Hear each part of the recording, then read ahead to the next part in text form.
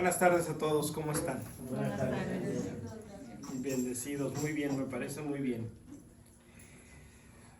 Durante este tiempo que hemos estado compartiendo algunos de los temas sobre nuestra fe, y especialmente cuando hablábamos sobre el Antiguo Testamento a fines del año pasado, a principios de este año, habían salido dudas, preguntas, inquietudes sobre algunas de las observancias de las reglas, de las leyes que vemos en el Antiguo Testamento, que Dios da al pueblo de Israel, y que en algunos casos nuestros hermanos y hermanas judíos todavía observan hasta el día de hoy. Y se nos hace curioso porque algunas de estas pues son muy distintas a nuestras propias costumbres y nuestras propias tradiciones y nuestras propias observancias espirituales y religiosas. Y nos queda la inquietud, bueno, si Dios se las dio al pueblo de Israel, si están en la Biblia, ¿por qué ahora hacemos las cosas diferente? ¿O por qué se las había dado a ellos en primer lugar?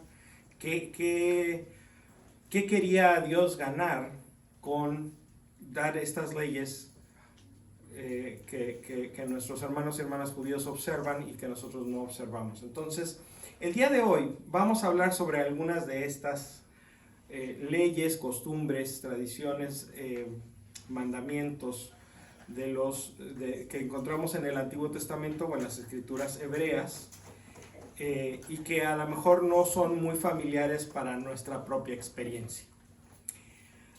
Tengo un buen. Entonces lo que vamos a hacer es, nos vamos a ir con calma y hasta donde lleguemos. Si nos falta tiempo, le seguimos la próxima semana. ¿Qué les parece? Muy bien. Que al cabo necesitábamos un tema para la próxima semana. Y en base a eso, ahorita le comento. Luego les platico. Sí. ¿Por qué? Muy bien. A lo mejor una de las primeras y de las que encontramos con más frecuencia de estas reglas del pueblo de Israel del Antiguo Testamento se refiere a los animales puros e impuros, o limpios e impuros. ¿Se han oído hablar de eso? Por ejemplo, ¿cuál es el más famoso de los animales impuros? El cerdo, muy bien. Los judíos no comen carne del cerdo, ¿verdad? No saben lo que es un pozolito o tener tu desayuno y cualquier cosa a la que le pongas bacon, a la que le pongas tocino, la haces increíblemente mejor. Pobrecitos no saben. Bueno, hay unos que por ahí hacen como trampa, ¿verdad? Nosotros también hacemos trampa con muchas de nuestros mandamientos. Algunos judíos también hacen trampa con eso, pero la regla ahí está, ¿no? Y donde encontramos esta regla es en el libro de Levítico. Vamos a estar más que nada en el Antiguo Testamento, entonces si traen su Biblia, ténganla por ahí a la mano. Vamos a ir entre el Éxodo, Levítico, un poquito de Números y Deuteronomio, por ahí vamos a andar. Entonces, si traen su Biblia, esta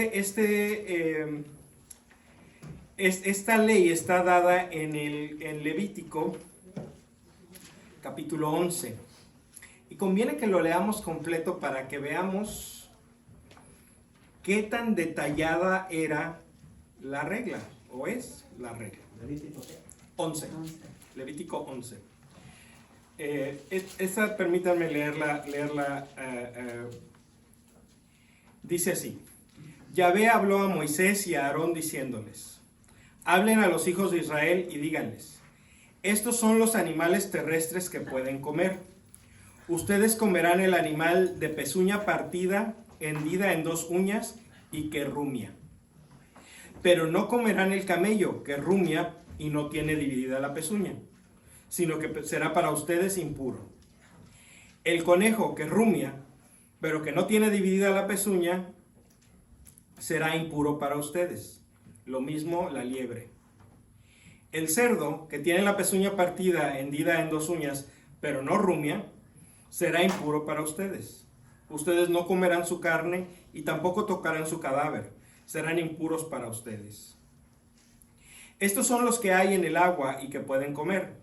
Ustedes comerán los que tienen aletas y escamas, bien vivan en el mar o en los ríos.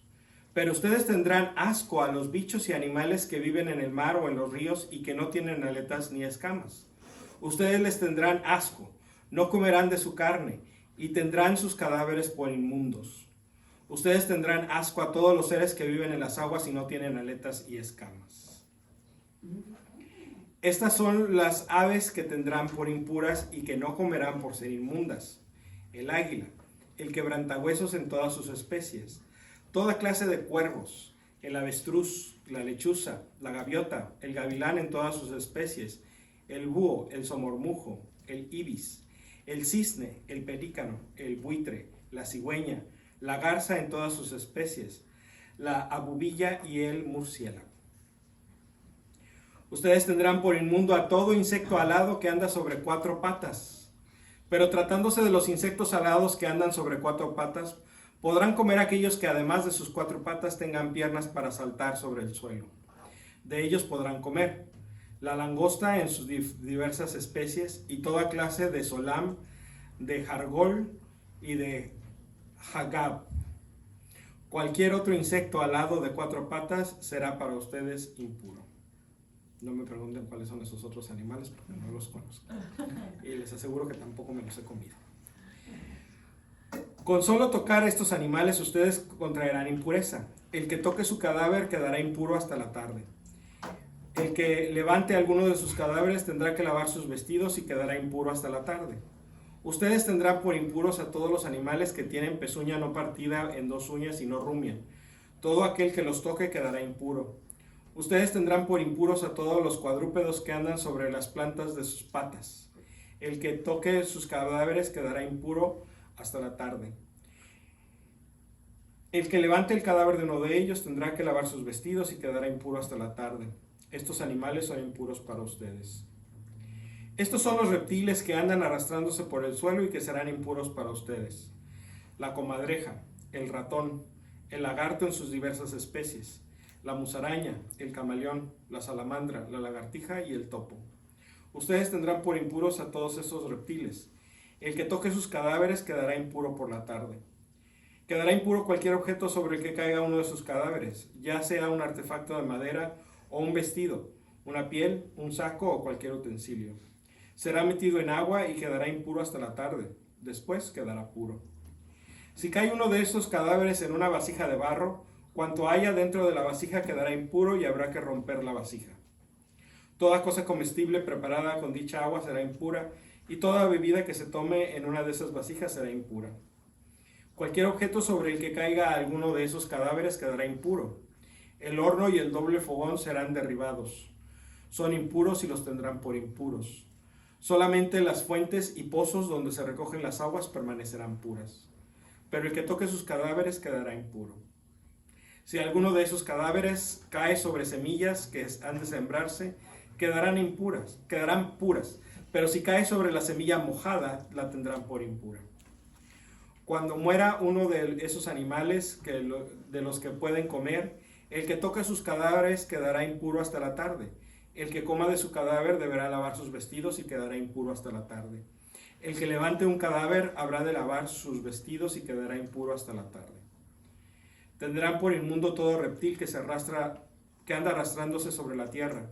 Es cosa inmunda, no se podrá comer.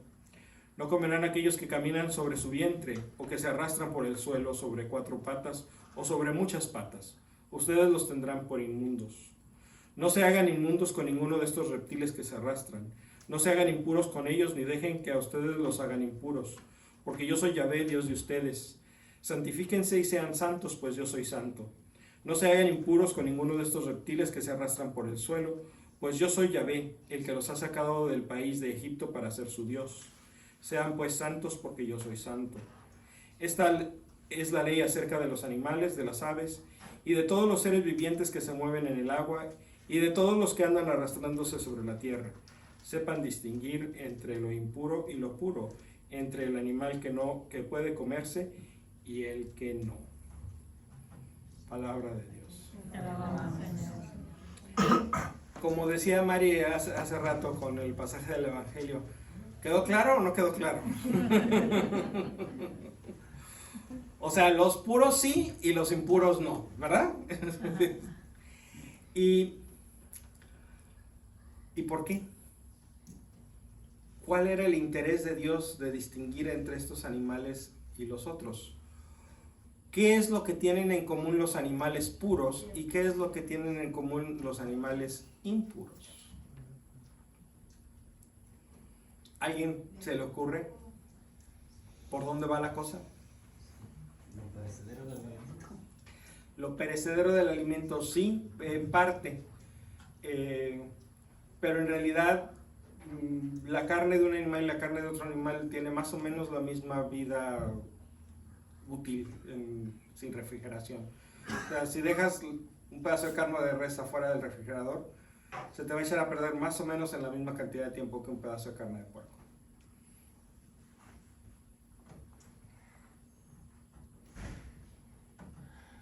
¿No?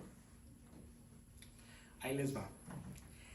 Lo que tienen en común los animales puros y que se distinguen por eso de los animales impuros es su dieta, lo que comen los animales, o por lo menos lo que pensaban los israelitas de este tiempo que comían los animales. En muchos casos están en lo cierto. Hay algunos casos en los que, quién sabe, pero hay muchos casos en los que están en lo cierto. Los animales puros comen solamente plantas y frutas, excepto los peces, pero los israelitas no sabían muy bien qué comían los peces, porque hay peces que comen otros peces, y que de todas maneras tienen escamas, como el atún. El atún es un depredador, el atún come otros peces. Pero ellos, por ejemplo, veían el tiburón no tiene escamas, entonces por eso el tiburón no se puede comer, porque no tiene escamas. Los camarones, aunque tienen su caparazón que pareciera como escamas, no tienen aletas, entonces no se pueden comer los camarones. El problema con los mariscos, que no son peces, es que comen desperdicios, son carroñeros.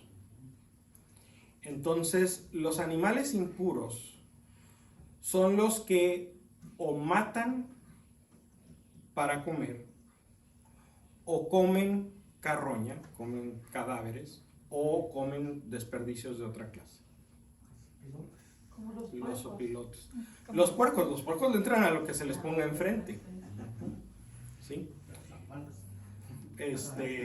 Sea carne, verduras, frutas, de todo, desperdicios, de todo. Ni puerco, ni camarones, ni tocino, ni langostino. Ni langosta, porque la langosta de la que habla aquí es la langosta que es como un chapulín grandote, no del lobster. No del lobster, Habla de insectos. Habla de insectos, sí. Las clasificaciones del libro de Levítico son muy interesantes. Dice aquí que los murciélagos son aves, y sabemos que no lo son. Mamíferos. Y dice que las comadrejas son reptiles, y sabemos que no lo son. Ni las comadrejas, ni los topos, ni los ratones, ni las musarañas son reptiles, y los clasifica como reptiles porque se arrastran en el suelo. O sea, un reptil es lo que significa reptil, el verbo reptar significa arrastrarse. Entonces, la clasificación empieza identificando a los animales que se arrastran. Pero ahora, bueno, eso ha cambiado un poco y hay animales que se arrastran que no son reptiles, y hay reptiles que realmente no se arrastran, como las tortugas, por ejemplo. ¿Y por qué si está en la Biblia nosotros sí lo hacemos? Porque deberíamos de seguir la regla y no comerlo. Ahorita vamos para allá. Ok. Primero vamos a identificar por qué. Ahora, ya que sabemos que es en base a la dieta, les voy a proponer una idea, que la vamos a seguir viendo en algunos otros puntos que vamos a tratar o que vamos a revisar enseguida. Cuando Dios se presenta, cuando Dios habla sobre sí mismo, Dios se identifica a sí mismo como el Dios vivo, como el Dios de la vida, el Dios que es y que hace ser.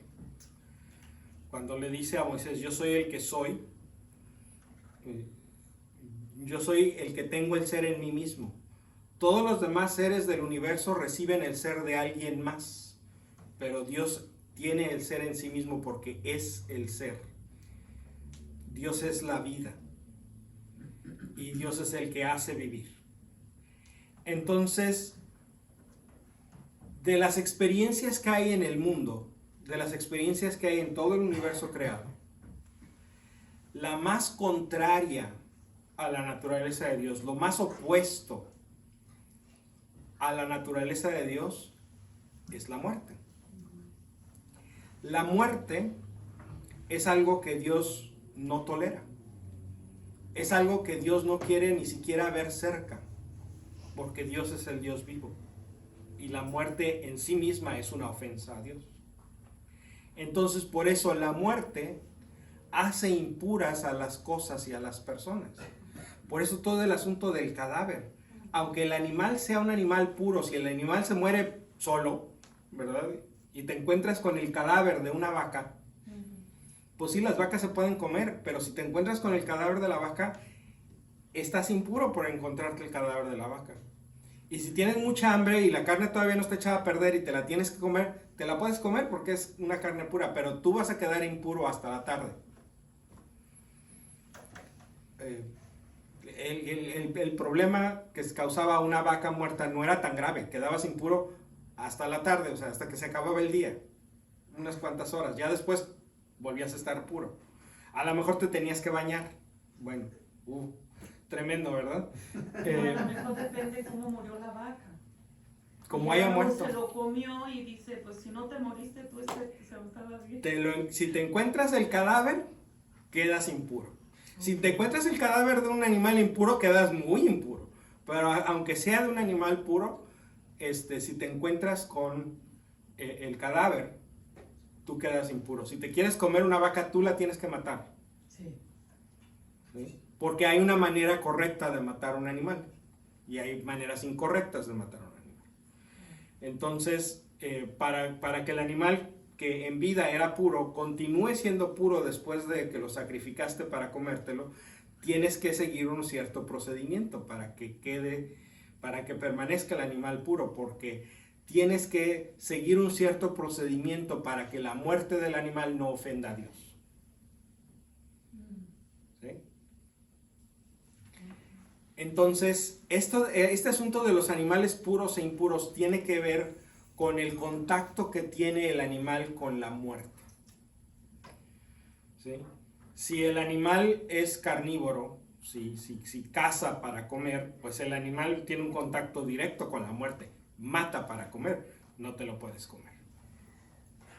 Pero si el animal se come cadáveres, carroña, desperdicios, también tiene contacto con la muerte. Entonces tampoco te lo puedes comer.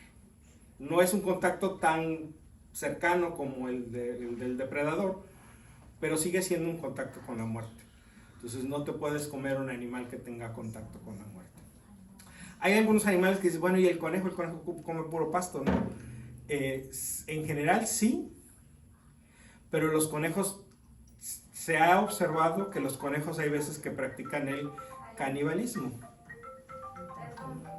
Sí, hay conejos que cuando hay sobrepoblación en un lugar, los conejos van y se comen las crías de los otros conejos. Para que vean, ay, mira qué tierno conejito, sí, a lo mejor se comió 10 babies del conejo vecino. Estoy viendo, ay, qué ternura de conejito. Se ha de haber comido unas fresas porque trae su hociquito manchadito como... No fueron fresas lo que se comió. Y los camellos, créanlo o no, hay veces que también pueden comer carroña, si hay mucha. O sea, el camello nunca de su propio gusto va a ir a comer algo que no sea una planta.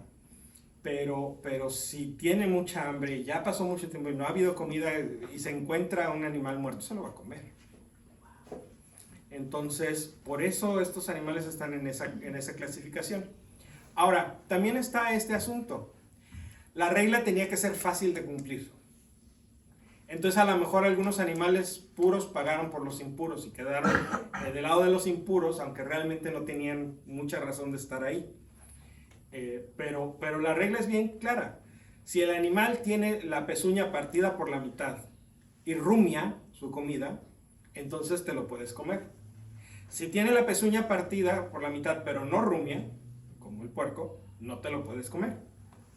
Si rumia pero no tiene la pezuña partida, como el camello o el conejo o el caballo, por ejemplo, tampoco te lo puedes comer. Tienen que ser las dos cosas, pezuña partida y rumiante. Si no, no te lo puedes comer. Entonces, era una regla fácil de aprender y fácil de aplicar, ¿verdad? Nada más tienes que verle las patas al animal y tienes que fijarte si está masticando todo el tiempo la comida. Ah, entonces sí me lo puedo comer. Pero, si se hubieran puesto a tratar de decir, a ver, esto sí, esto sí, esto sí, estos no, excepto este que sí, pero excepto este que no, hubiera sido una confusión y hubiera sido mucho más difícil de aplicar, ¿no? Entonces la idea es que debía ser una regla fácil de identificar, fácil de aplicar. Entonces esa es la regla. Pezuña partida que rumia. Igual, en el mar, tiene aletas y tiene escamas, cómetelo. Le faltan las aletas o le faltan las escamas o le faltan las dos cosas, no te lo comas. Está fácil. Pero lo que hay detrás es este contacto con la vida y la muerte. ¿Vamos bien hasta ahí? Hay otra regla en cuanto a la alimentación y es con respecto a la sangre. ¿A quién le gusta la moronga?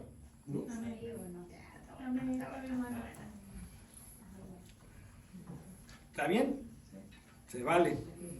Pero en el Antiguo Testamento el consumir la sangre está prohibido. Es parte de la prohibición. Y fíjense cómo dice aquí de por qué. Este es Levítico 17, del 10 al 15. Levítico 17, del 10 al 15.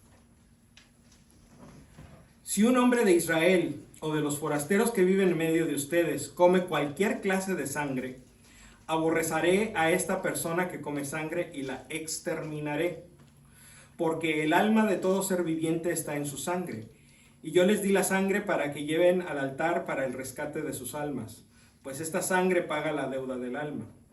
Por eso he dicho a los hijos de Israel, ninguno de ustedes comerá sangre, ni tampoco el forastero que vive entre ustedes. Si un hombre de Israel o alguno de los extranjeros que viven en medio de ustedes caza un animal o ave que está permitido comer, derramará su sangre y la cubrirá con tierra, porque la sangre de todo ser viviente es su misma alma. Por eso mandé a los hijos de Israel, no comerán la sangre de ningún animal, pues la sangre es su alma misma. El que la coma será eliminado. Este es un problema, ya no desde que quedas impuro, quedas impuro. Si comes sangre, eres reo de muerte. Toda persona nacida en el país o todo forastero que haya comido carne de animal muerto o destrozado deberá lavar sus vestidos y bañarse en agua y quedará impuro hasta la tarde, después será puro. Si no se los lava ni se baña, cargará con su falta. Palabra de Dios. En la mentalidad del pueblo de Israel, la sangre era el alma, la vida misma del ser que tenga sangre, ya sea un animal o una persona. Entonces, si tú quieres comerte una vaca o un borreguito o un chivito, uno de los animales que sí puedes comer, necesitas sacrificarlo de manera que puedas derramar toda su sangre, y cubrir esa sangre con tierra para que no le pase nada, para que regrese a la tierra, para que regrese a Dios. No puede quedar en el animal nada de su sangre para que te lo puedas comer. O sea, las salchichas que venden que son kosher, que son de res, las vacas las trataron así. Así. Esa es la diferencia. Las vacas con las que hicieron esa salchicha de res kosher, lo sacrificaron de una manera que les pudo estilar toda la sangre antes de que procesaran la carne. Ahora, muchas veces vemos en los paquetes de carne un líquido rojo que decimos, ay mira, es sangre. No es sangre. La sangre en los animales está en sus arterias y en sus venas, no en los músculos. En los músculos hay otras sustancias de color rojo, pero que no son sangre. Entonces, esa no es sangre. Y la ponen en el comal y empieza a burbujear y se vuelve cafecita. No es sangre. La sangre no se ve así, la sangre no es así de líquida. La sangre es espesa y de un rojo mucho más intenso. Entonces, no se dejen llevar por esa idea tampoco. Cuando te comes un steak está a término medio. Y que lo abres y que le sale juguito rojo, esa no es sangre. ¿Qué es? Es otra sustancia que está en los músculos que también es de color rojo. Ya ves, te dije que sí se come. Ahorita se me escapa el nombre de la sustancia, pero se las investigo. Ahorita en un break se las investigo. Pero no es propiamente sangre, no es de la que está en las venas y que late el corazón, ese no es. Son vasos sanguíneos, entonces lo que está en la piel son los vasos sanguíneos, no está en la vena, ¿verdad? Porque nosotros tenemos vasos sanguíneos. Lo que hay adentro de los vasos sanguíneos es sangre. Claro. Lo que está afuera de los vasos sanguíneos no es sangre. Okay. Por eso cuando vamos a que nos pongan suero, la enfermedad tiene que buscar la vena, ¿verdad? Porque imagínense, si la sangre estuviera en el músculo, en la carne, pues nos pueden poner la aguja donde sea. Ahí va a haber sangre, ¿no? Pero no es cierto. Tienen que encontrar la vena porque ahí es donde va la sangre y el medicamento tiene que ir a la sangre, no al músculo.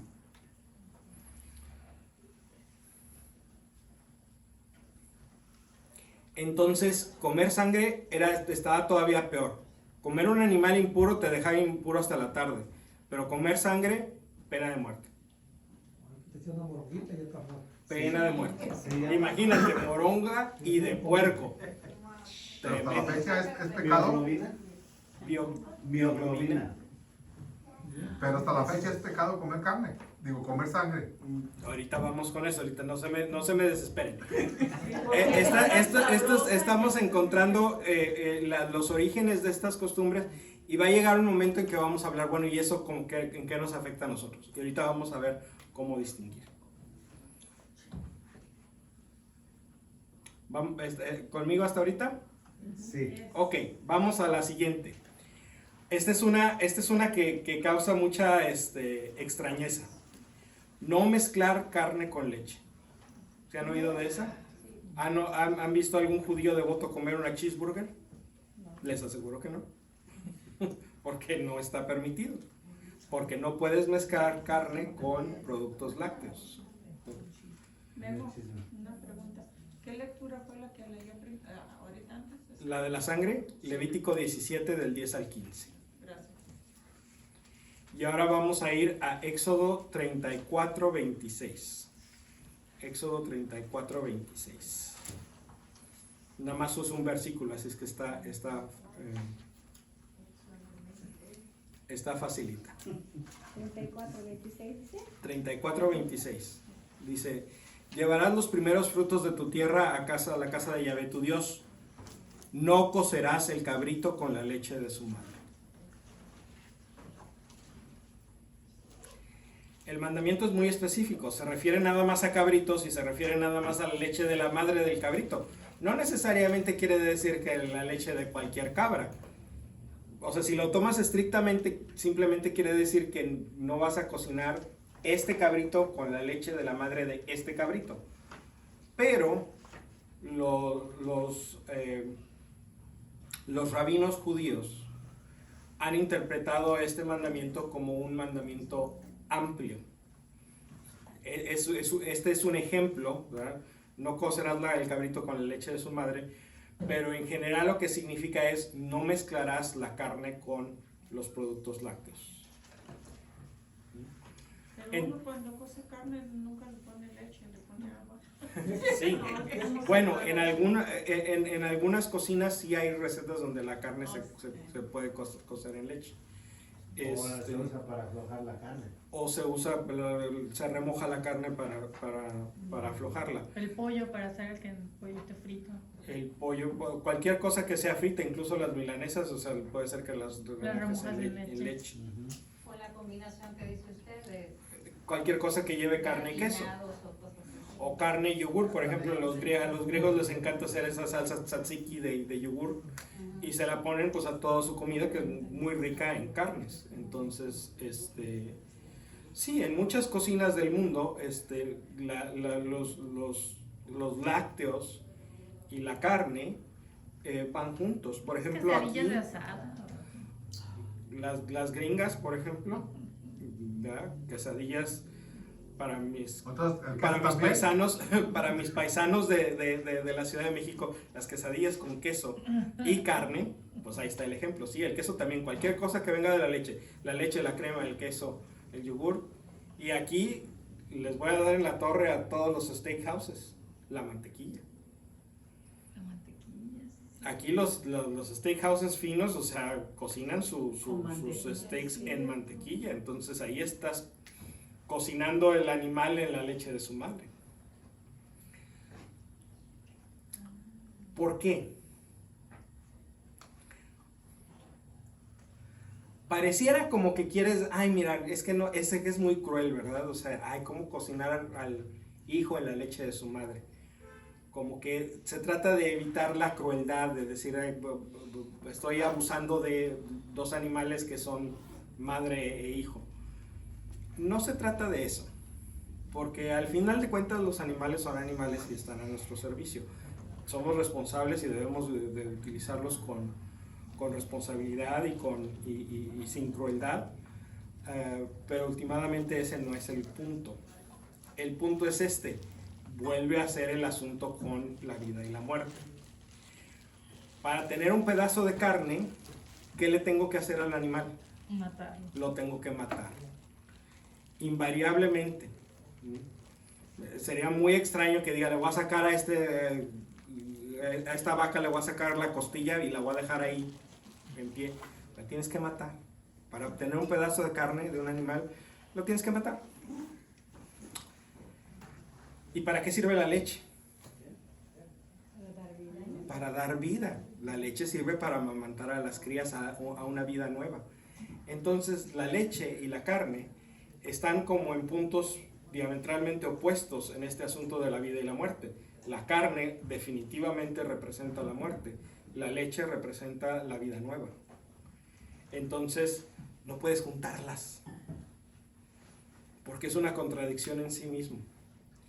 Los que son acá más de la corriente judía, que es acá más mística y cabalística, te dirían, la energía de la carne es una energía de muerte y la energía de la leche es una energía de vida, y no puedes juntar esas dos energías porque te empachas. No creo que nunca se hayan comido una cheeseburger deliciosa, y ciertamente que, bueno, no, la gente no suele empacharse por comerse Y te da una energía. cheeseburger. Los burritos Y con te da energía. queso. O los burritos con queso, o los steaks cocinados con mantequilla. O la lobster con mantequilla. Ay, qué rico. Bueno, ahí el problema es con la lobster, es un animal impuro. Ah, ok.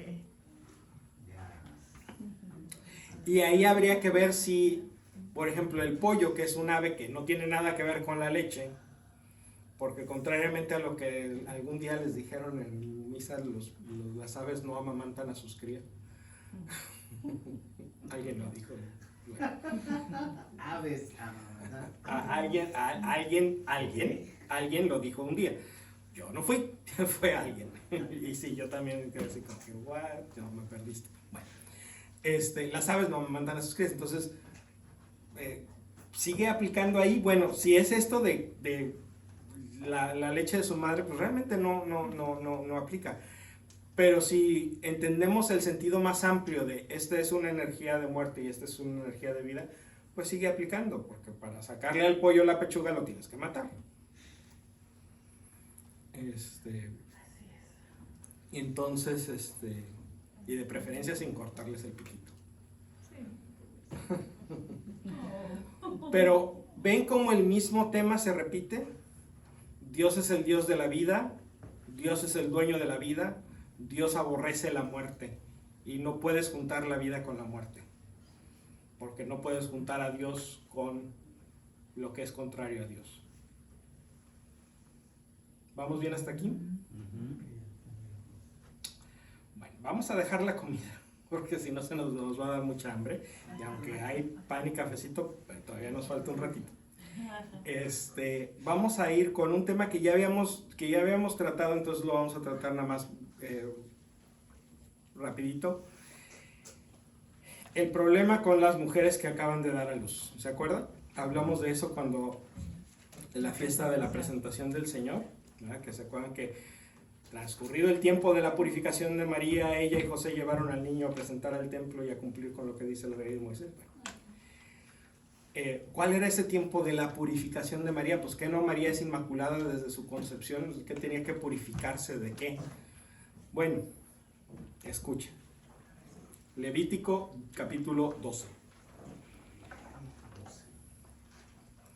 Yahvé habló a Moisés para decirle: habla a los hijos de Israel y diles: cuando una mujer conciba y tenga un hijo varón, quedará impura durante 7 días, igual que el tiempo de sus reglas.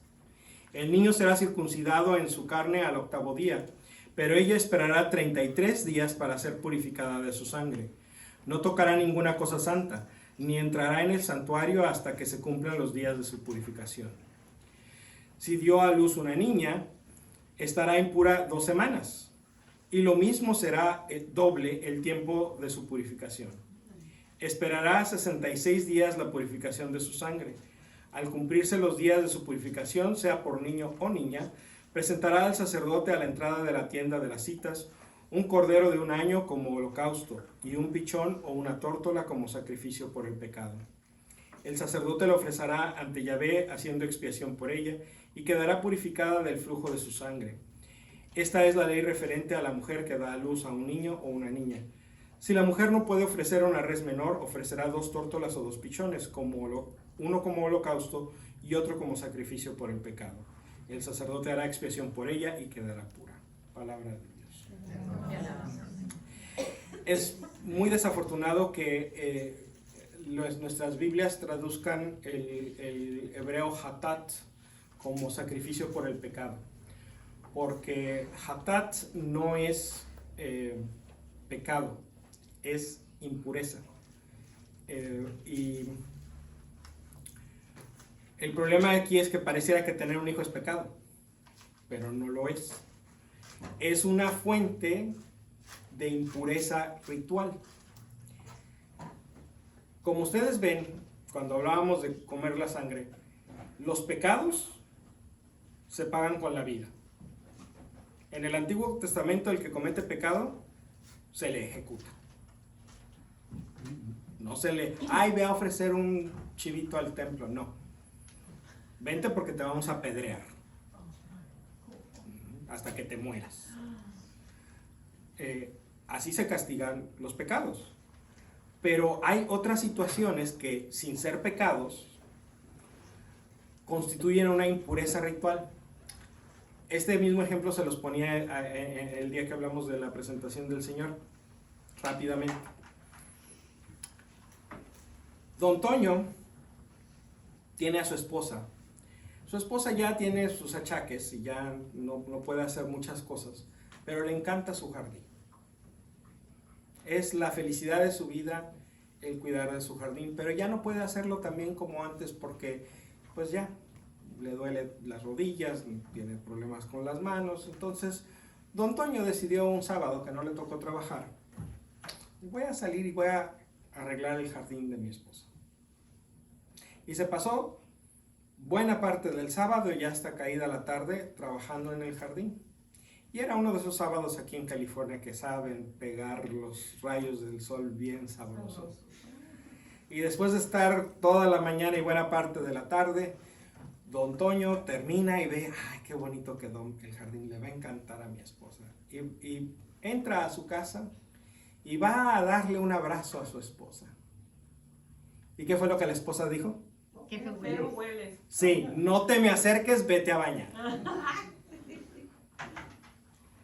No es que la esposa haya estado enojada porque don Toño se fue a trabajar en el jardín, al contrario. A lo mejor con lágrimas en los ojos veía cuánto la amaba a su esposo. Pero después de un día completo de trabajar en el jardín, antes de cualquier otra cosa, hace falta darse un baño. ¿Verdad que sí? ¿Don Toño hizo algo mal? No. No, al contrario, hizo algo muy noble, muy bello para su esposa. Pero de todas maneras tenía que darse un baño. Esa es la impureza ritual. Cuando haces algo que a lo mejor incluso es cumplir con el mandamiento de Dios, pero que te deja en una situación en la que necesitas hacer algo para volverte a conectar con tu espiritualidad y con tu centro para conectarte con Dios. Por ejemplo, tener un bebé. El primer mandamiento que Dios le dio a la humanidad es: sean fecundos y multiplíquense. Tengan babies. Entonces, tener un baby es cumplir con el primero de todos los mandamientos de Dios. Entonces, una mujer que da a luz a un bebé no está haciendo nada malo, nada. Al contrario, está haciendo algo muy bueno. Pero ese desgaste emocional, espiritual y lo que tú quieras, la deja en un estado en el que es necesario hacer algo para volverse a conectar con Dios. Además, imagínense que a la pobre mujer que acaba de parir, llegue el viejo en la tarde de trabajar y dice: ah, ¿qué fue, niño? Ah, qué bueno, dame de cenar. Es que sí había que... Ah, sí había. Dice Dios: 7 días, nada. Y 33 más, casi nada. ¿Cuántos suman esos? 40. ¿Verdad que todavía tenemos esa tradición de la cuarentena? ¿Verdad que es bueno que las mujeres que acaban de dar a luz observen la cuarentena? Y que no las estemos molestingando durante la cuarentena, que las dejemos descansar. Sí. ¿Verdad que sí? Sí. Dios está de acuerdo. Dios está de acuerdo. Y Dios aprovechó el machismo de la cultura del pueblo de Israel para decir: no te le acerques, está impura. Cuando lo que Dios realmente quería es: no te le acerques, déjala en paz. Déjala descansar. Déjala en paz, aunque sean 40 días. Y si lo que tuvo es niña, que no sean 40, que sean 80. ¿Por qué? Porque a un bebé boy todo mundo lo quiere cuidar. ¡Ay, qué bendición tan grande Dios te concedió el varoncito! Todo mundo lo va a cuidar, todo mundo lo va a atender. Pero a la niña, ay, pues a lo mejor para la otra tienes el varón. Está como media curiosita, ¿verdad? Y allá anda la niña, y en lo que la mamá anda haciendo de comer y lavando trastes, y la niña quién sabe por dónde, y lo siguiente que sabemos es que pues la niña quién sabe qué le pasó y se murió. Entonces, a las niñas, deja que su mamá las cuide 80 días. Para que ya estén grandecitas, ya tengan casi 3 meses, cuando la mamá tenga que regresar a hacer sus quehaceres de la casa. Ya una niña de 3 meses ya por lo menos sabe gritar cuando le duele algo, ¿verdad? Entonces, ya pasó el mayor de los peligros. Básicamente, utilizando la mentalidad de la gente machista de ese tiempo, pero este capítulo 12 de Levítico presenta al Dios feminista, al Dios que cuida de la mujer.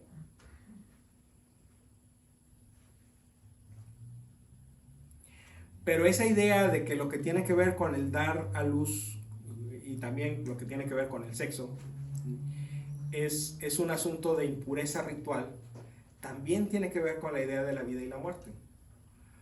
Porque para engendrar una vida nueva, o para dar a luz a una vida nueva.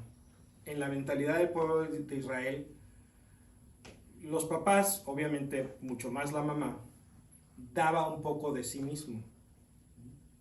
Cuando los esposos tienen relaciones íntimas, dan un poco de su vida para crear una vida nueva. Por eso después acaban cansados, porque dieron parte de su vida, por lo menos esa era la mentalidad, a engendrar una vida nueva. Y la mamá, pues por supuesto, al dar a luz, pues ahí se podía ir ella, ¿verdad? Entonces, con mayor razón. Entonces, para dar vida, hay que perder vida, aunque sea un poquito. Y para perder vida, pues hay que morir, aunque sea un poquito. No es una muerte completa, no es una muerte definitiva, pero es algo que apunta hacia la muerte.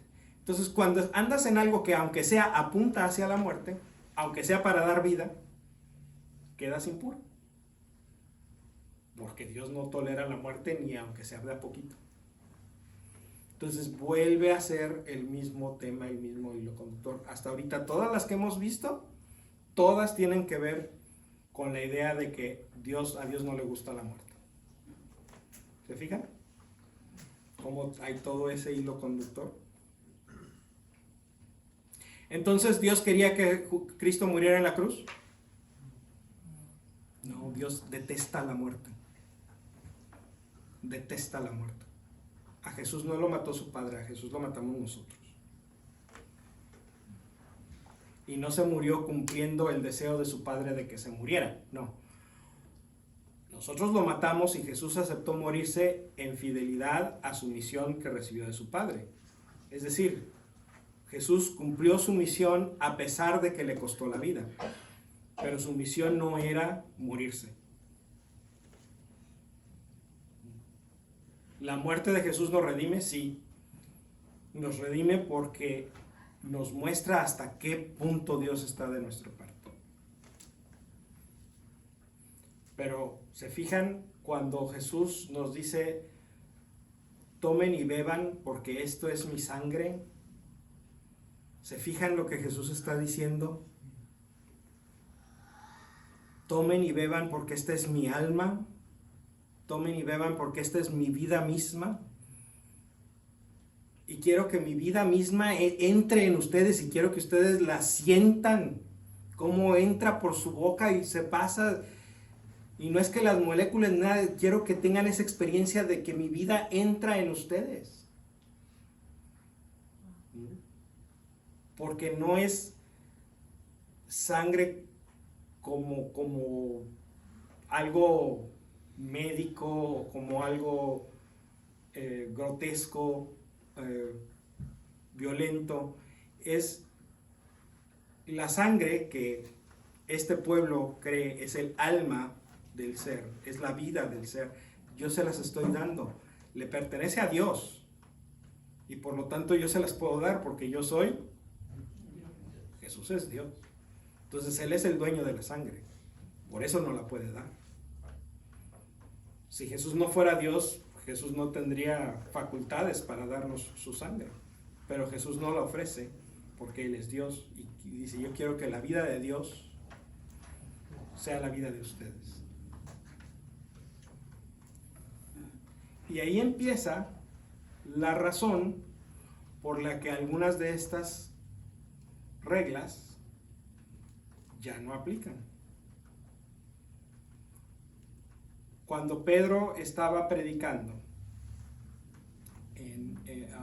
a un centurión romano que se llamaba Cornelio, era la primera persona no judía a la que Pedro le predicaba el evangelio. Cornelio lo invitó a quedarse en su casa para escucharlo. Y Pedro fue. Y, bueno, pero Pedro estaba preocupado porque decía, es que esta gente no es judía, no está circuncidados. Entonces, ¿cómo les voy a compartir al Mesías del pueblo de Israel a gente que no es del pueblo de Israel? Es que no puedo, es que ellos no son de los nuestros. Entonces, esa noche, Pedro tuvo un sueño donde vio una mesa con muchos platillos, incluyendo platillos preparados con carne de animal impuro. O sea, junto con el cabrito, que era un animal puro, había costillas de puerco de barbecue, y camarones, y langosta, y cheeseburgers, y un plato de carnes frías y quesos. Y un ángel le dijo, come. Y Pedro le dijo, no, Señor, es que no puedo, porque son animales impuros. Y el ángel le dijo, no llames impuro lo que Dios ha hecho puro. No llames impuro lo que Dios ha hecho puro. Y lo que Pedro entiende cuando despierta es, yo no puedo llamar a los gentiles, a los que no son judíos, no los puedo llamar de los otros, porque Jesús también murió por ellos. Así es que si me están invitando a que les predique el evangelio, tengo que predicárselos. El punto no era por la comida, era por la persona. Era por la persona. O sea, en el sueño Dios le habla a Pedro con una imagen de algo que era muy claro, para decirle, esto mismo que te estoy diciendo de los animales aplica a las personas. Entonces, los cristianos pensamos que aunque era un sueño, de todas maneras aplica el principio, ¿verdad? ¿Por qué? Porque el problema con los animales puros e impuros, el problema con comer sangre o no comer sangre, el problema de mezclar la leche con la carne, es porque Dios y la muerte no pueden mezclarse. But guess what? Dios hecho hombre se murió bien muerto. Y de la muerte Jesús regresa victorioso. De manera que esa relación que tenía Dios con la muerte antes de Jesús, de me das asco, muerte, Jesús enfrentó en su propia carne el asco de Dios. ¿Dios cambia? No, Dios cambia, nosotros cambiamos. Nosotros, o sea, nuestro tiempo llegó a la plenitud de Dios. Lo que nosotros percibíamos como que Dios y la muerte no se pueden mezclar, Dios luego nos reveló es, la muerte me hace los mandados. La muerte me hace los mandados. Entonces, no se preocupen de que si el animal come lo que coma. Si es bueno para ustedes, cómanselo. Es parecido como cuando tú no le puedes decir algo a un niño cuando ya eres adulto, una cosa adulta a un niño. Sí, sí. Con estas leyes del Antiguo Testamento Dios estaba educando a un Israel niño. Pero cuando viene Jesús, la humanidad ha llegado a su vida adulta en la fe. Ahora ya les puedo hablar con las palabras claras que ustedes quieren oír. Ya no necesito hablarles en imágenes, en parábolas, en ejemplos, en cuentitos.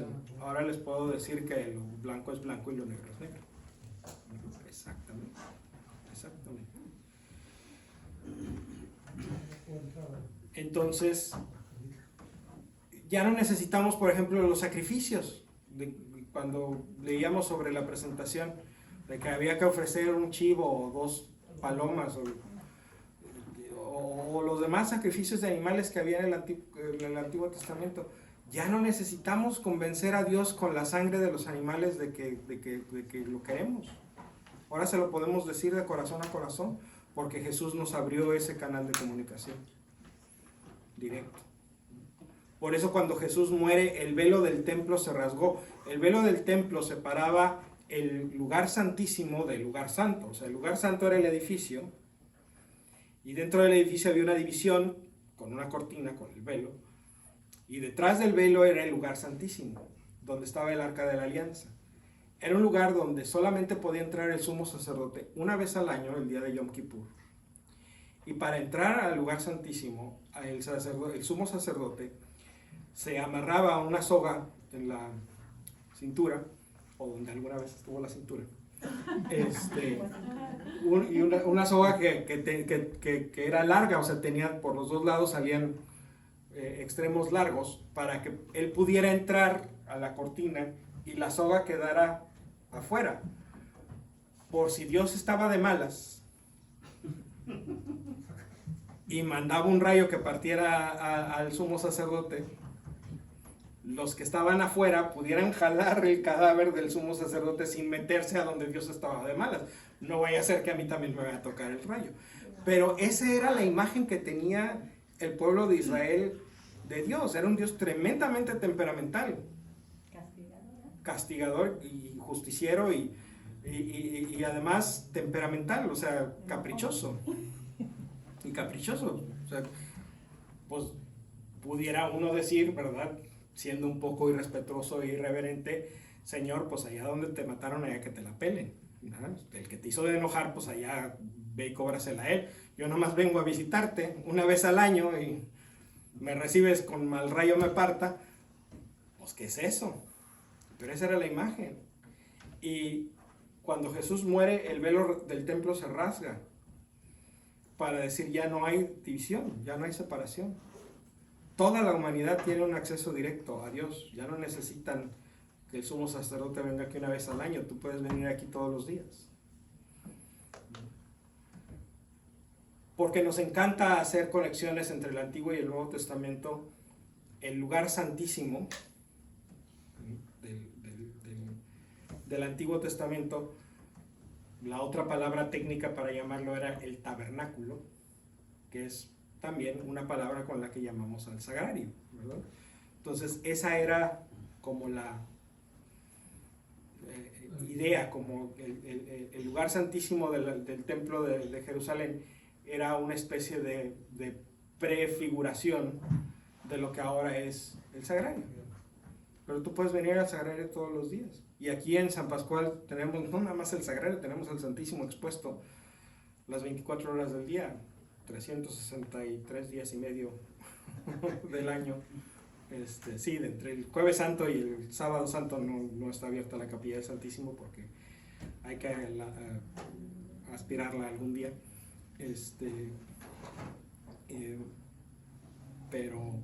Pero cualquier otro momento puedes venir y estar en el lugar santísimo. Y no necesitas que te amarren una cuerda porque Dios no te va a mandar un rayo que te parta. Porque Jesús nos vino a demostrar que Dios no es así como lo pintaban. Dios es un Dios que quiere estar con nosotros. Entonces, por eso algunas de las leyes del Antiguo Testamento ya no aplican, porque eran o expresaban esa visión de un Dios que hay que tenerle miedo.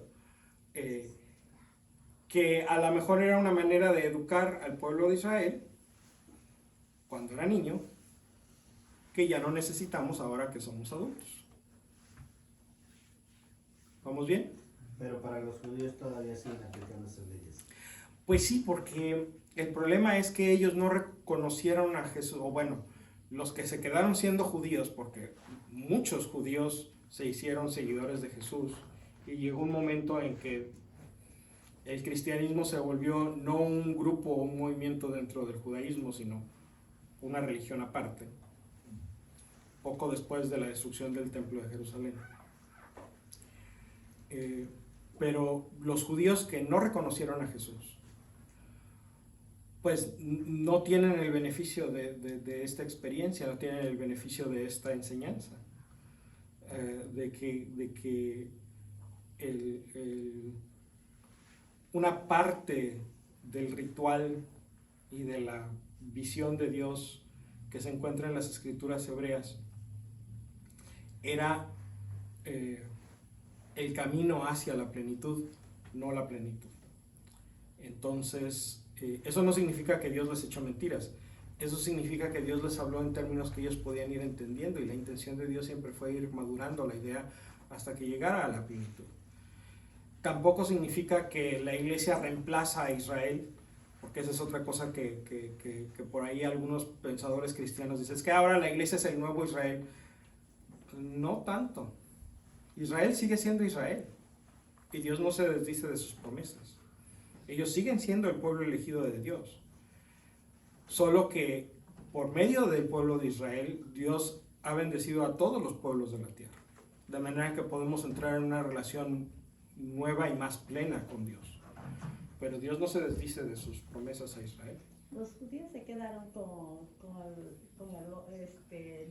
el testamento antiguo, ¿verdad? No están con el Nuevo Testamento. Ellos no aceptan el Nuevo Testamento como palabra de Dios, ¿cierto? Obviamente ellos al Antiguo Testamento no le llaman Antiguo Testamento, porque Antiguo Testamento implica que hay uno nuevo. Claro. Ellos simplemente le llaman las Escrituras. Entonces por eso nosotros tratamos de referirnos a lo que normalmente podemos llamar el Antiguo Testamento, más respetuosamente decimos las Escrituras hebreas. Las Escrituras hebreas. Sí. Y no podemos decir que el Nuevo Testamento son las Escrituras cristianas, porque las Escrituras hebreas también son cristianas. O sea, el Nuevo Testamento se llama Nuevo Testamento.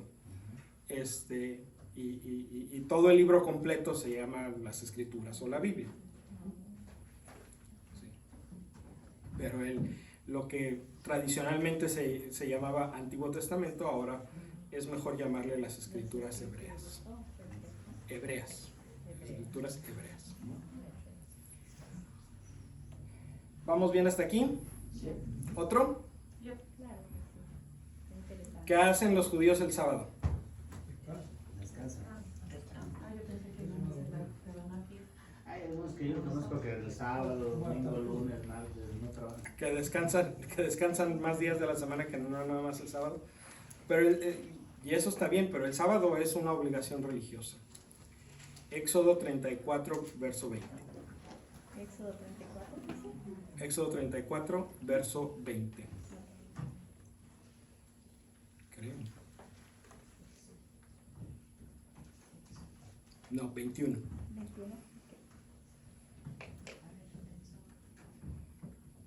Éxodo 34, 21. Trabajarás 6 días de la semana y al séptimo día descansarás, incluso en tiempo de aradura y de siega. Palabra de Dios. Incluso cuando sea tiempo de plantar y de cosechar. El sábado no vas a hacer trabajo. Y las escrituras hebreas proyectan este asunto del descanso del sábado incluso hasta la obra de la creación, porque el primer relato de la creación, que es realmente el segundo, es el que se escribió después, presenta a un Dios que trabaja en 6 días, pero al final dice: Dios vio que todo cuanto había hecho era muy bueno, y atardeció y amaneció, fue el día sexto. Así estuvieron terminados el cielo y la tierra y todo lo que hay en ellos. El séptimo día Dios tuvo terminado su trabajo y descansó en ese día de todo lo que había hecho. Bendijo Dios el séptimo día y lo hizo santo, porque ese día descansó de sus trabajos después de toda la creación que había hecho. Palabra de Dios. ¿Dios se cansa? No. Entonces, ¿por qué dice aquí que Dios se cansó y descansó? Este relato del Génesis, que es Génesis 1, por cierto. Bueno, este pedazo ya es el principio del capítulo 2. Es el relato de la creación que se escribió después, es que se escribió durante y después del exilio de Babilonia. Cuando los babilonios llegaron a Jerusalén y destruyeron el templo por enésima vez, y se llevaron a los cautivos al destierro en Babilonia. No nada más les quitaron su tierra y sus casas y su templo, les quitaron todo. Les quitaron su identidad nacional y les quitaron su identidad religiosa, porque el templo de Jerusalén era el centro de la vida religiosa del pueblo de Israel. Nosotros no tenemos algo así, no lo podemos comparar. No hay un lugar en el mundo que sea el centro de la religión cristiana. Pero hay centros muy grandes. como la Basílica de Guadalupe. Pues sí, pero no todos podemos ir a la Basílica de Guadalupe. Y aquí tenemos una imagen, una aquí afuera y otra en el Community Cierto. Room, donde Cierto, hay gente muy devota que viene a rezar todos los domingos, todos los días 12. cierto. Y su devoción a la Virgen es igual de bella, igual de fuerte, igual de bonita que si Está fueran en a la Virgen. Basílica. Y si nos cierran una iglesia, podemos abrir otra. Y si nos cierran todas las iglesias, podemos celebrar la misa en una casa o en un parque o en un, donde sea. O en una cueva o en donde nos encontremos 2 o 3. De preferencia que haya un sacerdote para que sea una misa válida. Pero no hay un centro donde digas, es que si nos quitan este lugar, ya no podemos ser cristianos. Los judíos sí tenían algo así, el templo de Jerusalén. Solamente en el templo se podían hacer los sacrificios. Y los sacrificios eran una buena parte de la religión judía. Entonces les destruyeron el templo y se los llevaron a otro lado, porque pudieran decir, bueno, pues entonces si no tenemos este templo, hacemos uno provisional. Pero la regla es que el templo de Dios tiene que estar en la tierra de Israel. ¿Se acuerdan del relato de Naamán que va y que Eliseo lo cura? ¿Quién era, Elías o Eliseo? Elías lo cura de lepra, Naamán el Y sirio, le pide dos y que le pide costales. costales de tierra para se los llevar a su país, para poder hacer un altar a Dios. Porque solamente en la tierra de Israel se puede adorar a Dios. Entonces necesitaba tierra de Israel. Cuando se llevaron a los judíos a Babilonia no les dejaron llevarse tierra, entonces los judíos no tenían tierra de Israel para poder hacer un altar a Dios. Efectivamente, con el destierro les quitaron a Dios. Les quitaron a Dios. Imagínate que te quiten a Dios. ¿Cómo te sentirías? De la caramba. Estarías desesperado. Estarías buscando ansiosamente algo que te conecte con tu identidad religiosa, algo que te conecte con Dios. En la visión cristiana es muy difícil imaginarse eso, porque obviamente nosotros creemos que Dios está donde quiera que nosotros estemos. Porque Dios está dentro de mí. Ajá, pero que me quiten a Dios es como que me quiten el alma, ¿no? Exacto. Así de grave es. Así de grave es. Entonces los judíos necesitaban algo para conectarse con ese Dios que les habían quitado. Y los dirigentes religiosos de los judíos se pusieron a pensar y dijeron, nos pueden quitar todo menos el sábado.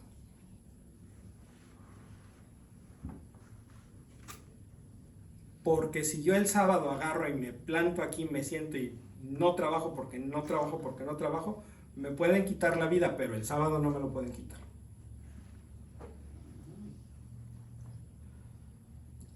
Entonces el sábado, la observancia del sábado,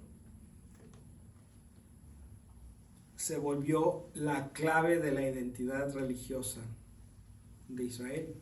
Por eso el relato de la creación que se escribe después de esto incluye a un Dios que se toma el sábado, para decir, hasta Dios se toma el sábado.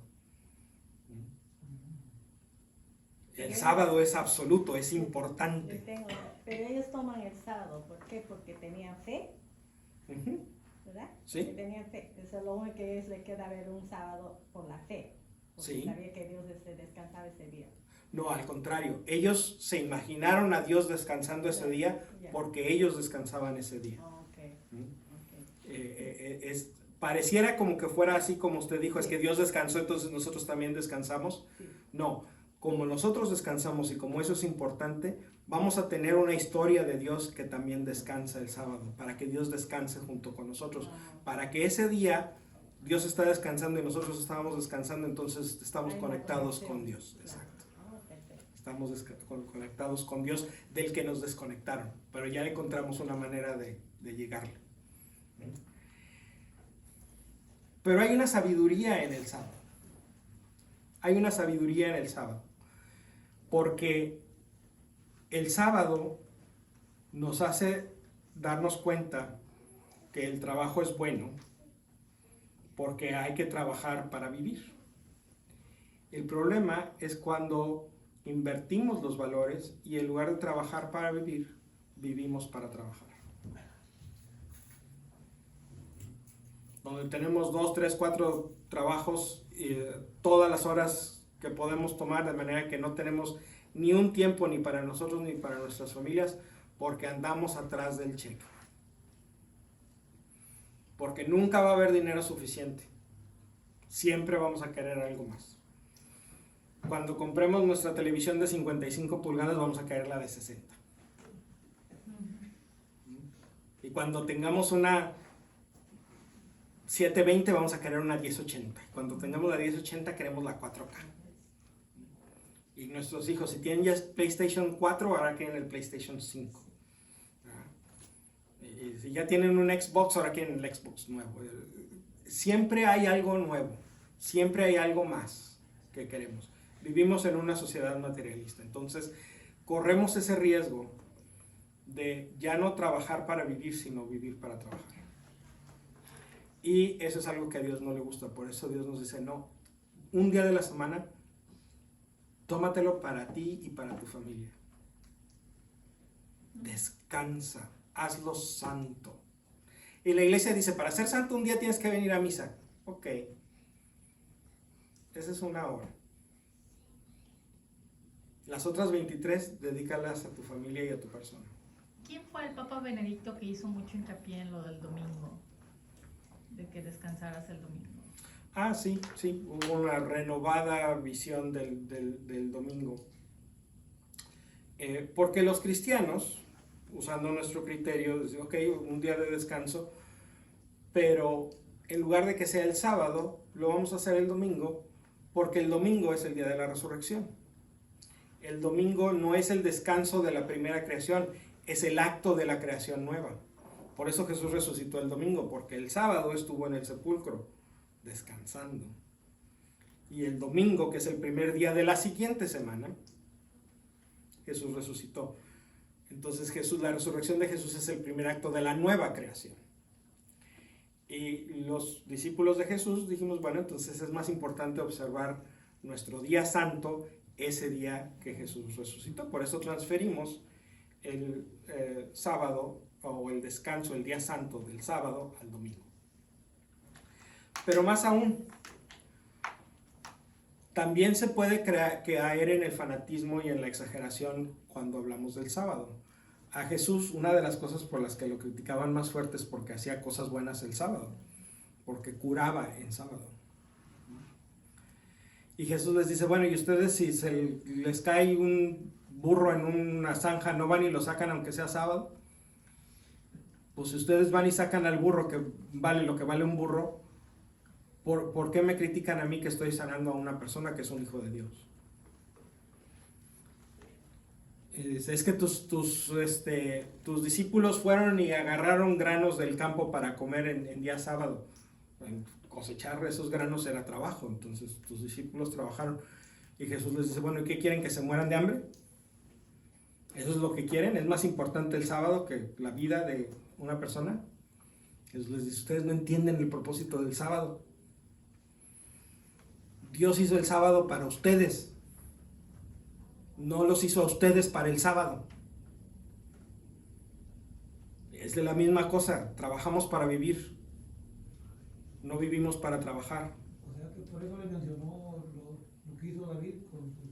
Exacto, David también lo hizo. Y no hizo mal. ¿Por qué? Porque el sábado Dios lo hizo para ustedes, para su bien, para su disfrute, para su salud. No para que ustedes hagan del sábado otra carga más, otro trabajo más.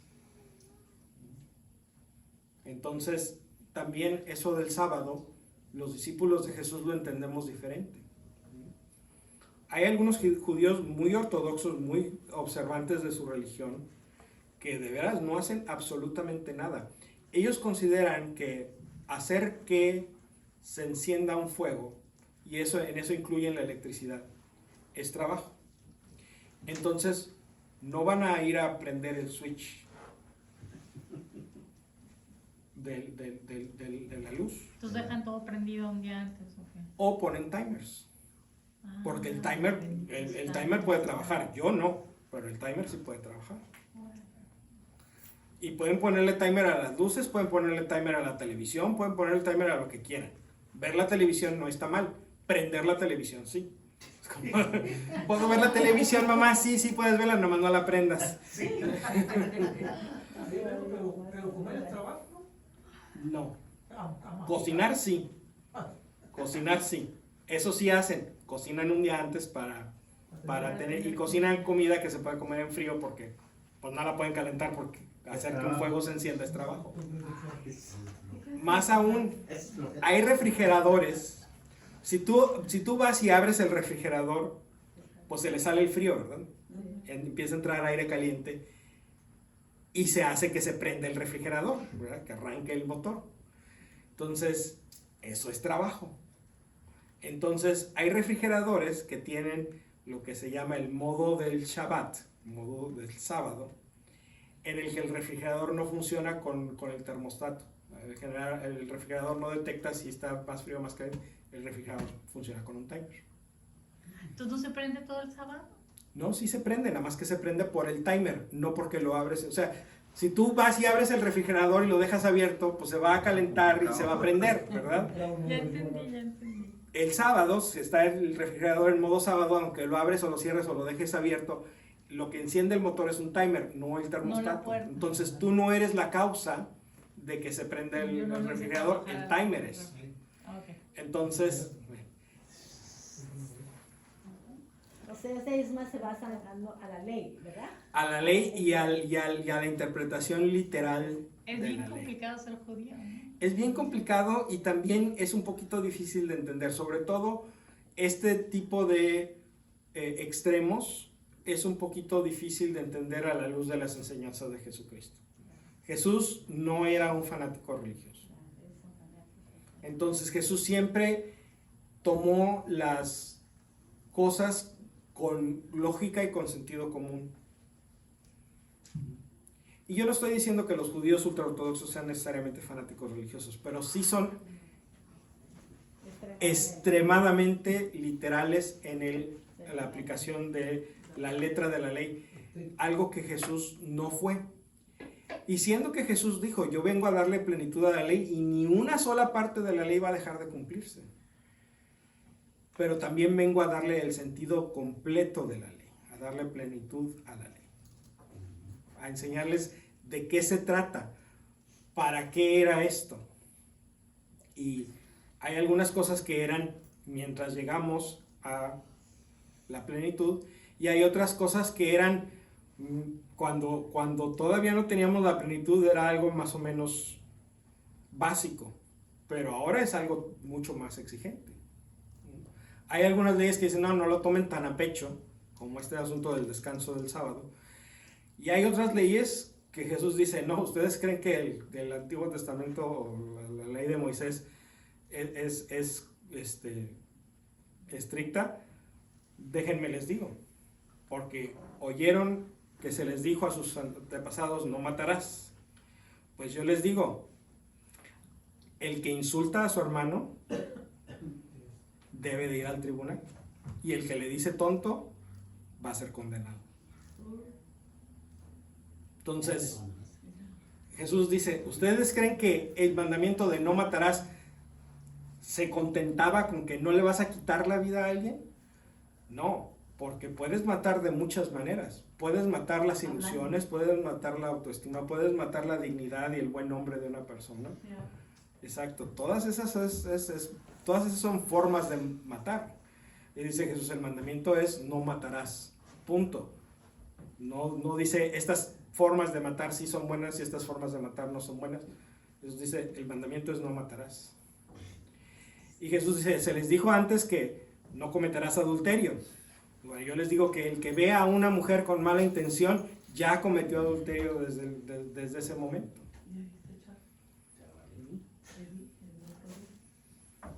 Entonces, Hay algunas leyes que dice Jesús, no las tomen tan a pecho. Esto no era para que se molaran la vida tratando de cumplir al pie de la letra. Y hay otras leyes que Jesús dice, no, estas eran las básicas, ahora les voy a dar la versión definitiva. Porque en ambos casos lo que Dios está diciendo, les voy a decir la intención de Dios. Les voy a decir la intención de Dios en darles esta ley. Y para que ustedes sepan lo que pueden y lo que no deben hacer.